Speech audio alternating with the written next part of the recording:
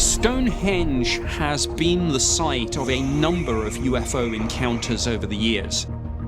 Some of the stones are even heavier. So how could you have moved these into place? How could you have moved them from Wales, where the blue stones, the spotted dolerite, came from within Stonehenge?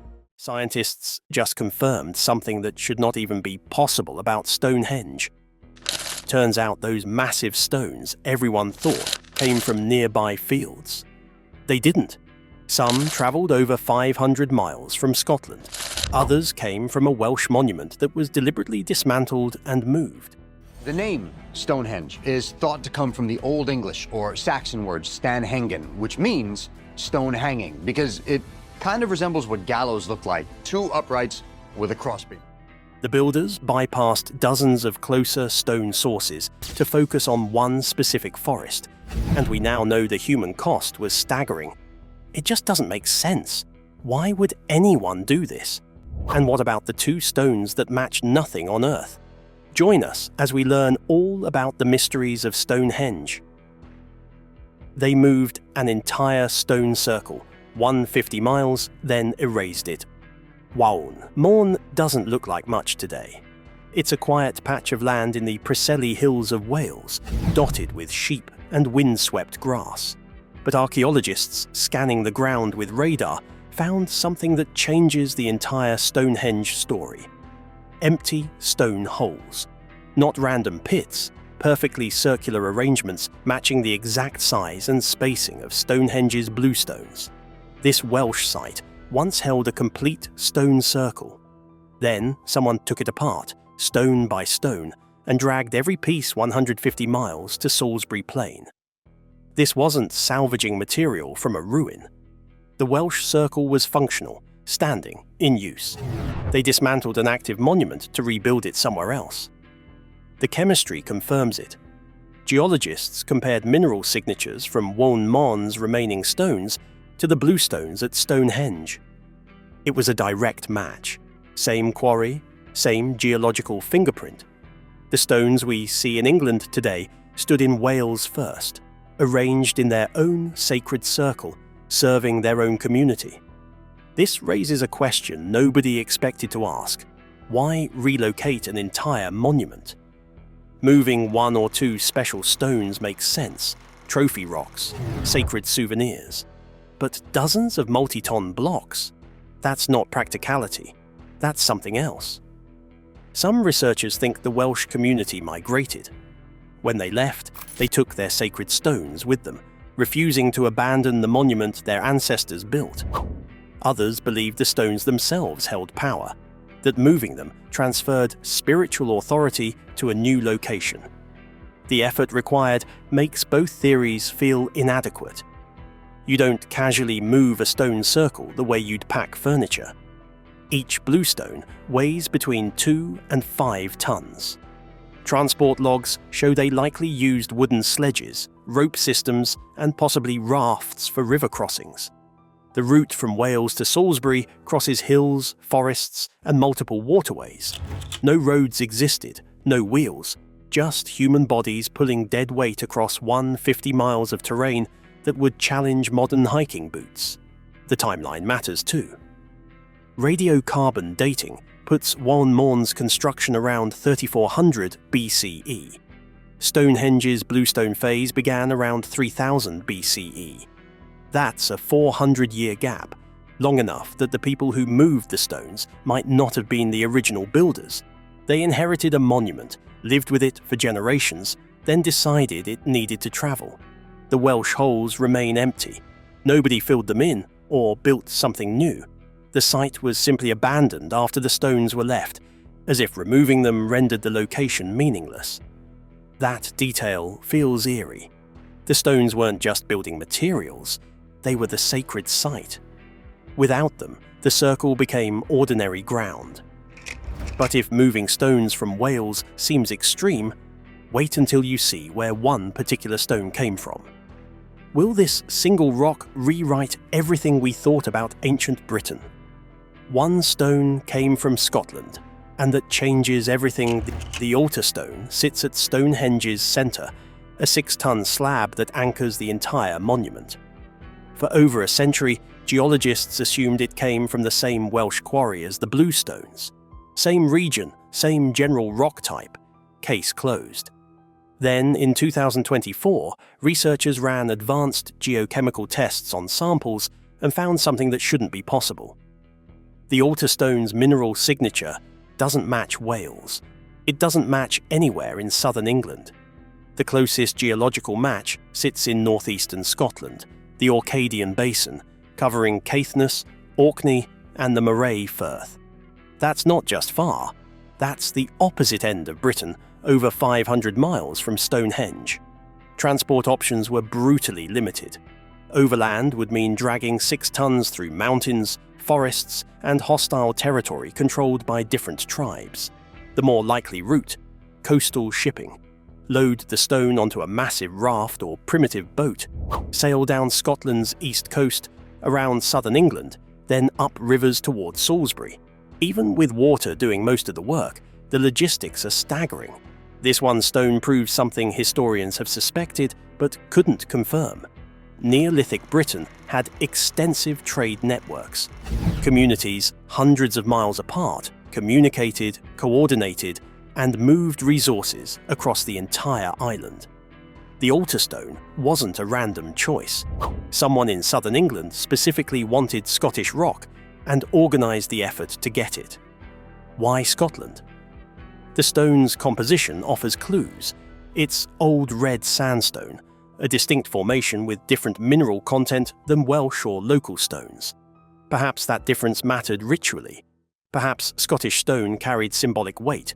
Perhaps political alliances between distant communities required each group to contribute materials to a shared monument. The Altarstone's central placement can't be a coincidence. It's the focal point, the stone everything else references. Placing Scottish rock at the heart of Stonehenge sends a message. This monument belongs to all of Britain, not just one region. It's a physical declaration of unity, with each contributing area represented in stone. The coordination required went far beyond simple trade, involving multiple communities supplying labour, food and shelter along the route. Boat builders crafting vessels strong enough to carry 6-ton stones, navigators skilled in coastal waters and river systems, and leaders powerful enough to command resources across tribal boundaries. We're not talking about isolated farming villages. This is an organised society with a hierarchical structure, long-distance communication systems, and the political stability to complete multi-year projects. The Altarstone alone suggests Neolithic Britain was far more sophisticated than Bronze Age civilizations we typically celebrate. The Scottish connection also raises uncomfortable questions about what we've missed. If one stone came from 500 miles away, how many others travelled distances we haven't traced yet? The 2 mystery sarsens that don't match West Woods, could they be from even more distant sources? Are there stones at Stonehenge that came from Ireland or continental Europe that we simply haven't identified? Why? They ignored 50 closer sources for one forest. Woods sits 15 miles north of Stonehenge, a dense patch of forest on the Marlborough Downs' southern edge. In 2020, geochemists analysed stone samples using X-ray fluorescence and mass spectrometry, measuring silicon, aluminium, iron, and trace mineral concentrations down to parts per million. They created chemical fingerprints for each of Stonehenge's 52 surviving sarsen stones, then compared them to sarsen deposits across southern England. The results were stark. 50 stones matched West Woods. Not approximately exactly. Same elemental ratios, same mineral inclusions, same geological signature. Out of all the sarsen sources scattered across Wiltshire and beyond, the builders focused on one specific forest and quarried nearly every stone from that single location. This wasn't convenient. Sarsen stone, hard sandstone left over from eroded rock layers, litters the southern English landscape. Closer deposits existed. Bigger boulders sat within 5 miles of Stonehenge. Yet the builders walked past them, travelled to West Woods and hauled stones weighing 25 to 30 tons across 15 miles of hills and valleys. Each sarsen required 500 to 1,000 people pulling in coordinated rhythm. They used log rollers that needed replacing every few hundred yards, wooden sledges that splintered under the weight, and rope systems that demanded constant tension. Moving one stone took months. They moved 50. The uniformity suggests intentionality. Westwood's sarsens were unusually large and consistent in quality, perfect for shaping into the towering trellithons that define Stonehenge's silhouette. But quality alone doesn't explain the exclusivity. Other sites had comparable stones. The choice feels deliberate, almost ritualistic. Then there are the exceptions. 2 sarsens don't match Westwood's. Their chemical composition stands apart, clearly different from the other 50. Scientists haven't identified their source. They might come from scattered surface boulders closer to Stonehenge, or from a quarry site that's now lost or destroyed. Their presence breaks the pattern in ways that feel significant. Why haul 50 stones from one forest, then include 2 from elsewhere? Were they earlier stones from an initial construction phase that got incorporated into the final design? Were they symbolically important, requiring different sources? The question nags because the Westwood's consistency is so absolute. 50 identical matches don't happen by accident. Those 2 outliers were chosen deliberately. The Westwood's decision suggests the site itself mattered. Perhaps the forest held spiritual significance, a sacred grove where the boundary between worlds thinned. Perhaps the stones were seen as living entities, with Westwood's sarsens possessing qualities other stones lacked. Perhaps political or tribal boundaries made Westwood's the only acceptable source for a monument meant to serve all of Britain. 50 stones from one forest, 2 mystery stones from unknown sources. But none of this compares to how we actually know these facts, thanks to a technician who accidentally became the key to solving a 5,000-year-old mystery. The artifact that was stolen for 60 years. Back in 1958, Stonehenge was in real trouble. One of the huge uprights, known as Stone 58, had a serious crack running through it. If it broke apart, 30 tons of rock could have come crashing down, wrecking the stones around it. To stop that from happening, English Heritage brought in engineers. They drilled right through the ancient stone and slid in metal rods to hold it together, basically giving this prehistoric monument an internal skeleton. The drilling produces 3 cylindrical cores, smooth columns of sarsen stone roughly the length and diameter of a walking stick. These cores are pure samples, protected from 4,005 years of weathering, pollution, and erosion. They're a geologist's gold, pristine windows into Stonehenge's original composition. The lead technician, Robert Phillips, keeps one as a souvenir. Nobody objects. It's 1958 and archaeological protocols were different. The core seems like an interesting keepsake from an unusual job. Phillips immigrates to America. The core travels with him, packed in moving boxes, displayed briefly in offices, eventually stored in closets and garages. It moves from New York to Florida to California, a piece of Stonehenge crossing continents while the monument itself remains fixed in Salisbury. For 60 years, it sits forgotten, one man's memento from a long-ago engineering project. Meanwhile, at Stonehenge, researchers debate sarsen origins. They propose theories, examine surface stones, and take limited samples when permitted.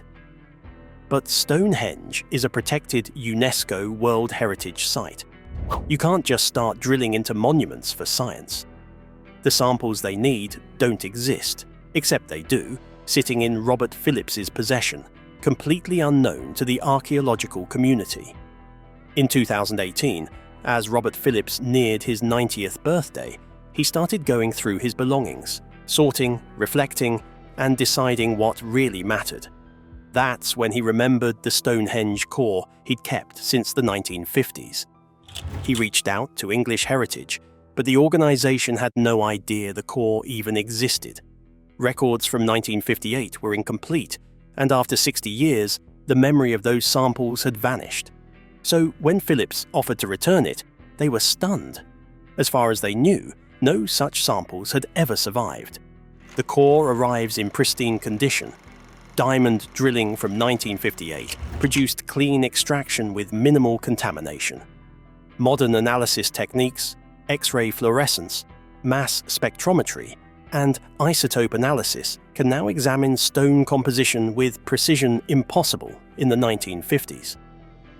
The returned core gives researchers something they've never had: unweathered sarsen material from Stonehenge's interior.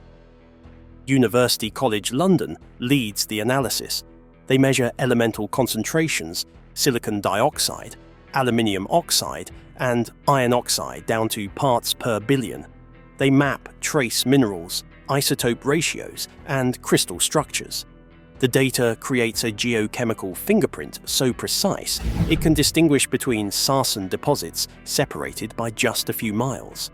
They test the core against sarsen sources across southern England. Marlborough Downs samples, scattered boulders near Avebury, surface stones from multiple sites. The core's fingerprint doesn't match most sources, but Westwood's? Perfect correlation. Same ratios, same trace elements, same structural characteristics. The match is so exact that it proves the stone came from that specific forest. But the core does more than confirm Westwood's. It becomes the reference sample for testing other stones. Using portable X-ray fluorescence devices, researchers scan all 52 surviving sarsens directly at Stonehenge. They compare each stone's surface chemistry to the core's interior composition, adjusting for weathering effects. This reveals the 50 match, 2 exception pattern that rewrites Stonehenge's construction story. The core solved the sarsen mystery, but it also revealed how much we still don't know, because what is beneath Stonehenge is far stranger than anyone imagined. The monument you've never seen Stonehenge looks like a stone circle. Stand at the barrier, take your photos, marvel at the engineering. But that visible monument represents maybe 10% of what actually exists. The other 90% is invisible, buried, eroded, or hidden beneath centuries of soil. The Stonehenge Hidden Landscapes project spent years using ground-penetrating radar, magnetometry, and electromagnetic sensors to map what lies underground. They found a second Stonehenge, not literally identical, but functionally, a massive ritual landscape surrounding the stones, with burial mounds, ceremonial pits, wooden structures, and processional avenues extending miles in every direction. Stonehenge wasn't an isolated monument. It was the centerpiece of an enormous sacred complex that dominated the entire region. Start with the Aubrey Holes. These are 56 pits arranged in a perfect circle just inside Stonehenge's outer bank. Archaeologists knew about them. They're visible from certain angles, and excavations confirmed their existence. But new analysis shows they contained cremated human remains from at least 63 individuals, making Stonehenge Britain's largest Neolithic cemetery. The burials span 500 years, meaning generations used this site for depositing their dead. Radar scans uncovered hidden layers around Stonehenge. Beyond the Aubrey Holes lay concentric rings of giant post holes, evidence of towering wooden structures that may have once enclosed the stones, turning the site into a covered temple. Even more striking is the avenue, a 1.5-mile ceremonial pathway from the River Avon, aligned perfectly with the summer solstice sunrise, guiding processions as the monument slowly came into view. Nearby, archaeologists also detected huge pits, some over 6 feet deep, arranged in arcs and circles. Their purpose is still unknown, including boundaries, offerings, sacrifices, or even acoustic tricks designed to shape ritual experiences. Durrington Walls, 2 miles from Stonehenge, is where the builders lived. This settlement held 4,000 plus people during construction phases, a genuine Neolithic city by British standards. Excavations found feasting debris, pig bones from animals slaughtered at 9 months, suggesting winter festivals, pottery from across Britain, tools, and waste from stone working. This wasn't a village. It was a mobilization center, a place where workers gathered, ate communal meals, and coordinated the massive labor required to build Stonehenge. The settlement at Durrington Walls proves Stonehenge needed permanent infrastructure, organized labor, supply chains, administrators, and even engineers. This was no casual project, but evidence of a socially complex society capable of massive public works. The darkest clues, though, came from the pits. Some held broken objects mixed with burned bone. One revealed animal skulls carefully arranged in the same direction. Another contained human bones with cut marks, flesh removed before burial, pointing to excarnation or something more disturbing. These rituals involving death remain mysterious. Were they honoring the dead, or were sacrifices made to fuel Stonehenge's construction and cosmic purpose? The underground landscape transforms Stonehenge from monument to mystery. But knowing what exists beneath makes the final question even more haunting. What it actually costs to build 30 tons. That's the weight of a single sarsen stone, roughly equivalent to 6 elephants, or half a fully loaded 18-wheeler. Now multiply that by 50 stones from West Woods alone, plus dozens of bluestones from Wales, plus the Scottish altar stone. You're looking at moving over 1,500 tons of rock to Salisbury Plain using Neolithic technology. No wheels existed in Britain during Stonehenge's construction. The wheel reached the island centuries later. No draft animals, horses weren't domesticated, and cattle weren't bred strong enough for heavy hauling. No metal tools beyond soft copper that couldn't cut sarsen stone. They worked with rope, wood, antler picks, and human muscle. Engineers who have attempted reconstructions estimate that moving a single sarsen stone would have taken between 500 and 1,000 people pulling at once, using more than 300 wooden rollers that wore out after only a few hundred yards. The effort also demanded miles of braided rope, constantly fraying and snapping under the strain, while support crews worked non-stop to supply food, water, and replacement tools for the hauliers. The math compounds: 50 stones from West Woods, each taking 3 to 6 months to transport. That's decades of continuous effort, with hundreds of people committed full-time to moving rocks. They weren't farming, hunting, or raising families during transport. They were pulling. Excavations at Durrington Walls reveal the human toll of Stonehenge's construction. Skeletons show crushed vertebrae, worn joints, and fractures from relentless labor. Children's bones carry malnutrition scars, evidence of food shortages as thousands strained regional resources. These remains prove the monument's cost was measured in bodies, not just stones. Then there's direct evidence of death. Several burials near Stonehenge contain individuals who died traumatically, crushed bones, positioning suggesting rapid burial. These might be construction accidents, ropes snapping under tension, stones shifting during placement, or collapses during trilithon assembly. The monuments we celebrate as engineering marvels are also graveyards for the people who built them. Why devote such effort? Stonehenge didn't defend land or store food. Its purpose was symbolic, marking the seasons, hosting ceremonies, projecting power, and binding earth to sky. Perhaps the act of building itself mattered most. The sacrifice gave it meaning. Archaeologists estimate that more than 30 million work hours went into construction, leaving physical scars on thousands of laborers and diverting entire communities from daily survival. This wasn't casual. It was civilizational willpower, sustained across centuries. Maybe the mystery isn't who built it, but how belief in its importance endured long enough to turn the impossible into reality. Thank you for watching. Like, comment, and subscribe. Also, check out another interesting video by clicking on the link shown on your screen. See you on the other side.